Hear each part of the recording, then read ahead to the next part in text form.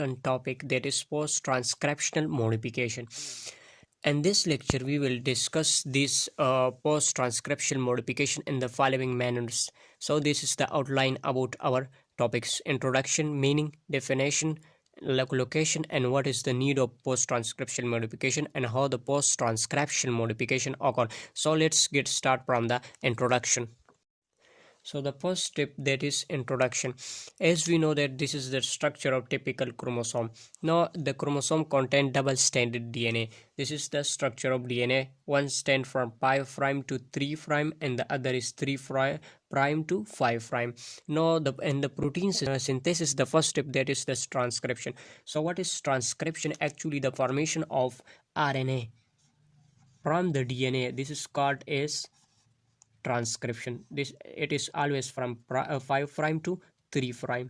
Now it is not necessary that always the formation of messenger RNA from the DNA, it is called as transcription, as we have already studied in the protein synthesis, that the formation of messenger RNA from the DNA, it is called as transcription. But it is not necessary. Actually the formation of also transfer RNA as well as ribosomal RNA as well as messenger RNA, all the formation of RNA from the DNA, this step is called as transcriptional. So this is ribosomal RNA and this is messenger RNA. Now the formation, this step, it is called as transcription. Now the RNA is formed. This RNA is actually called the newly formed RNA. This is called as hnRNA. In case of the protein synthesis, heterogeneous nuclear RNA, it contain about 50,000 to 50,000 nucleotide. It is present in this heterogeneous nuclear RNA.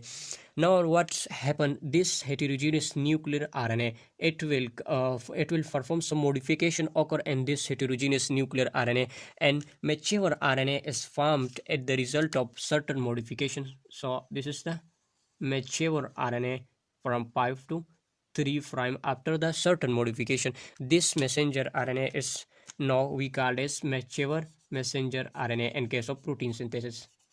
So here the step involved, this is called as post-transcriptional modification. Now in the protein synthesis, the first step, that is transcription. The second one, that is post-transcriptional modification. Now this, after the formation of this mature RNA, it will form protein, a polypeptide chain of protein. Now this step is called as translation. So this is overall summary of the protein synthesis. How the protein synthesis occur. The first step, that is transcription. The second one, that is post-transcriptional modification, and the third one, that is translation. So restricted to only the post-transcriptional modification and detail. अब हम introduction के बाद definition को पढ़ते हैं कि हमारे पास post transcription modification है क्या चीज़. The process by which primary messenger RNA transcript convert into mature messenger RNA or functional RNA, this is called as post transcription modification. अब ट्रांसक्रिप्शन में हमारे पास क्या था? ट्रांसक्रिप्शन में हमारे पास क्या था? RNA की फॉर्मेशन हुई. उस RNA को हम कहते हैं हेटेरोजीनियस न्यूक्लियर RNA. इसमें हमारे पास बहुत ये थोड़ा सा लेंथी होता है और ये हमारे पास फंक्शनल नहीं होता. तो इसको फंक्शनल बनाने के लिए हमारे पास कुछ मॉडिफिकेशन होते हैं जिसको हम पोस्ट ट्रांसक्रिप्शन मॉडिफिकेशन. अब ये डिफिनेशन बताया कि हमारे पास जो प्राइमरी मैसेंजर RNA ट्रांसक्रिप्ट ये बनाता है. अब इससे मैच्योर और फंक्शनल मैसेंजर RNA की फॉर्मेशन को हम कहते हैं, यानी ये स्टेप, इसको हम कहते हैं post transcriptional modification. Transcriptional modification. अब देखिए ये हमारे पास second sentence, it is the link between transcription and translation. हमारे पास ये एक लिंक सा प्रोसेस है ट्रांसक्रिप्शन एंड ट्रांसलेशन के दरमियान में. अब हमारे पास ये सेल में किधर होता है? It's occur in the nucleus. आप देखिए यहाँ पर हमारे पास प्रोकैरियोट्स कुछ ऑर्गेनिज्म हैं एंड सेकंड हमारे पास है यूकैरियोट्स. तो प्रोकैरियोट्स ऐसे ऑर्गेनिज्म जिसमें हमारे पास एक ट्रू न्यूक्लियस एब्सेंट होता है, इसको हम प्रोकैरियोट्स कहते हैं. दूसरा हमारे पास यूकैरियोट्स है. तो ये जो पोस्ट ट्रांसक्रिप्शनल मॉडिफिकेशन है ये हमारे पास क्योंकि न्यूक्लियस में होता है तो इस वजह से ये it is occur only in the eukaryotes while absent in the prokaryotes. Now why the post-transcriptional modification it is absent in prokaryotes? So the first reason that they lack nucleus, the first point that is lack of nucleus. दूसरा हमारे पास है कि इसमें हमारे पास जो enteron है, non coding sequence है, ये एब्सेंट है। तो इन दो रीज़न की वजह से हमारे पास ये जो पोस्ट ट्रांसक्रिप्शन मॉडिफिकेशन है ये हमारे पास प्रोकैरियोट्स में एब्सेंट है, जबकि यूकैरियोट्स में ये post transcription modification it is present. नो अब देखिए हम मीनिंग को भी यहाँ पर देखते हैं कि हमारे पास एक टर्म हमारे पास है फ्री, तो फ्री का मतलब हमारे पास है बिफोर, जबकि पोस्ट का जो टर्म है इसका मतलब हमारे पास आफ्टर। आफ्टर अब देखिए पोस्ट का मतलब हमारे पास आफ्टर, यानी after the transcription, after the transcription. How modification का हमारे पास मतलब है चेंजेस, यानी ट्रांसक्रिप्शन के बाद जो मॉडिफिकेशन होते हैं उसको हम पोस्ट ट्रांसक्रिप्शन मॉडिफिकेशन। तो यहाँ पर हमने इंट्रोडक्शन पढ़ा, definition and why the post transcription modification is absent and prokaryotes. अब हम देखते हैं कि हमारे पास ये जो पोस्ट ट्रांसक्रिप्शन मॉडिफिकेशन है, why the post transcription modification occur, या what is the need of post transcription modification. आप देखिए ये हमारे पास एक सेल का स्ट्रक्चर है, जब हमारे पास न्यूक्लियस में हमारे पास ये डीएनए की आरएनए की फॉर्मेशन हो जाती है, तो ये आरएनए हमारे पास प्रोटीन के सिंथेसिस के लिए ये साइटोप्लाज्म में आती है। तो साइटोप्लाज्म में हमारे पास different type of enzyme present होते हैं जो कि इस आरएनए को क्या करता है, डिग्रेड करता है। तो इसकी डिग्रेडेशन से क्या करने के लिए, प्रोटेक्शन प्रोवाइड करने के लिए ये हमारे पास पोस्ट ट्रांसक्रिप्शन मॉडिफिकेशन होती है। इसमें हमारे पास कुछ एंजाइम है, जैसे हमारे पास न्यूक्लियस है, फॉस्फेटेजेस है। तो ये एंजाइम क्या करता है, इस आरएनए को क्या डिग्रेड करता है। तो इनकी डिग्रेडेशन से प्रोटेक्शन के लिए क्या पोस्ट ट्रांसक्रिप्शन मॉडिफिकेशन होती है। ये दो हमारे पास एंजाइम है। थर्ड हमारे पास एक जब आरएनए हमारे पास बन गया तो इसमें हमारे पास कुछ नॉन कोडिंग सीक्वेंस होते हैं, जैसे हम एंट्रॉन कहते हैं। तो इस एंट्रॉन की रिमूव करने के लिए एंड ये दो एंजाइम से प्रोटेक्शन के लिए और हमारे पास ये पोस्ट ट्रांसक्रिप्शन मॉडिफिकेशन मेनली होते हैं।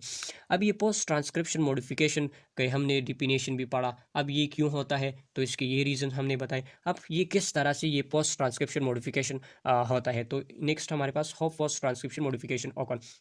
So mainly this modification occur by three ways. The first one that is addition of cap, addition of tail, and the third one that is RNA splicing. एक एक को हम discuss करते हैं। The first and the modification that is addition of cap. ये देखिए ये हमारे पास RNA है, तो ये RNA हमारे पास, ये देखिए ये हमारे पास RNA है। तो mainly nucleus and phosphatase enzyme क्या करता है, इसको डिग्रेड करता है। तो इनकी डिग्रेडेशन से प्रोटेक्शन के लिए क्या होता है, इसमें हमारे पास केप की एडिशन होती है। तो आप देखें 7 मिथाइल जीटीपी, अब ये हमारे पास आरएनए था, तो इसका जो 5 प्राइम साइट है ये आरएनए, तो यहाँ पर हमारे पास केप की एडिशन होती है। तो केप हमारे पास क्या है, केप हमारे पास 7 मिथाइल गवानिसिन ट्राईफॉस्फेट, ये हमारे पास 5 प्राइम साइट पर हमारे पास अटैच होता है। तो अब यहाँ पर एडिशन, केप की एडिशन हुई। नेक्स्ट हमारे पास थी टेल की एडिशन, हमारे पास पूरी एडिनिन का हमारे पास सीक्वेंस यहाँ पर अटैच होता है 3 प्राइम पर।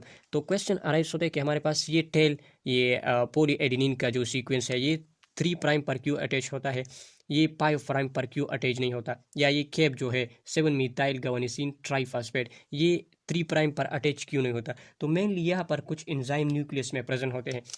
जैसे अब देखिए टेल के लिए, तो टेल के लिए हमारे पास नॉर्मली पॉलीमरेज, तो नॉर्मली हमारे पास ये जो न्यूक्लियस है तो इसमें एंजाइम प्रेजेंट होते हैं। ये एंजाइम आप इसको क्या करता है, साइट प्रोवाइड करता है कि आपने इधर अटैच होना है। तो यहाँ पर भी हमारे पास ये एंजाइम पॉलीमरेज, ये एंजाइम क्या करता है, ये जो एडेनिन का जो सीक्वेंस है ये बताता है इस सीक्वेंस को आपने किधर, आपने 3 साइड पर 3 प्राइम साइड पर क्या अटैच होना है। यहाँ पर हमारे पास 7 मिथाइल गवानिसिन ट्राईफॉस्फेट के लिए भी एंजाइम होते हैं जो कि इसे बताते हैं कि आपने 5 प्राइम साइड पर अटैच होना है। अब व्हाट इज द सिग्निफिकेंस और इम्पोर्टेंस ऑफ दिस केफ, तो नॉर्मली यहाँ पर सिग्निफिकेंस ये है कि ये provide protection from the degradation bye nucleus. अब देखिए फॉस्फेटेस एंड न्यूक्लियस, तो न्यूक्लियस से प्रोटेक्शन के लिए ताकि ये एंजाइम इसे डिग्रेड ना करे, तो इससे प्रोटेक्शन के लिए क्या हुआ, ये हमारे पास 7 मिथाइल जीटीपी की एडिशन हुई। दूसरा यहाँ पर ये जो केप ऐड हुआ तो ये क्या करता है, प्रो रिकॉग्निशन साइड राइबोसोम, जब ये आरएनए साइटोप्लाज्म में जाता है तो साइटोप्लाज्म में राइबोसोम के लिए क्या होता है, ये रिकॉग्निशन साइट प्रोवाइड करता है। तो ये इसका दूसरा सिग्निफिकेंस है, it help and recognition of ribosome. Normally हमारे पास ये सेकंड स्टेप हमारे पास थे addition of 10।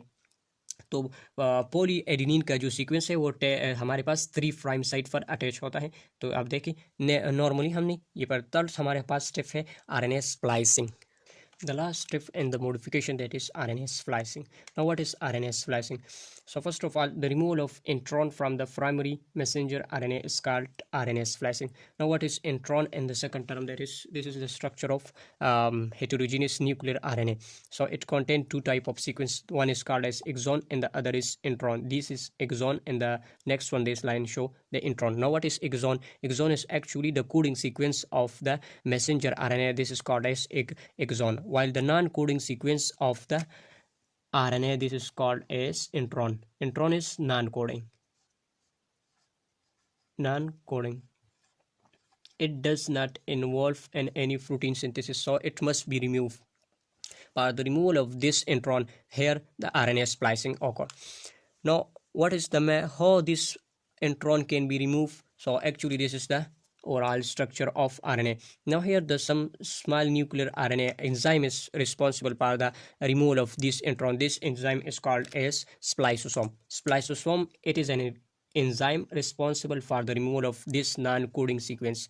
Now this spliceosome, it is made from the small nuclear RNA and protein subunits. Now this enzyme, it is actually a RNA actually act as an enzyme, so this is called as ribozyme. हमारे पास जो enzyme है ये mainly tertiary structure में present होते हैं, लेकिन ये जो स्प्लाइसोसोम है राइबोसोम, ये हमारे पास एक्सेप्शन है. तो all the enzyme show tertiary structure with exception of the ribosome. So spliceosome is actually as ribozyme.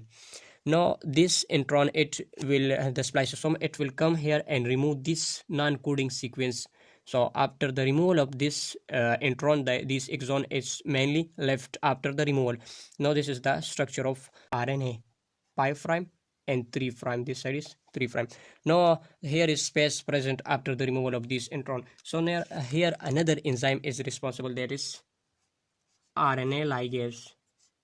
Now here it is importance of this RNA ligase, because these exon, these are apart from each other. So for rejoining, here is enzyme present in the nucleus, that is called as RNA ligase. So RNA ligase come here and connect these are combined. Yeah, these exon combine these exon. So here, so finally we have got this messenger RNA, mature RNA. Now here this is all about the post transcription modification.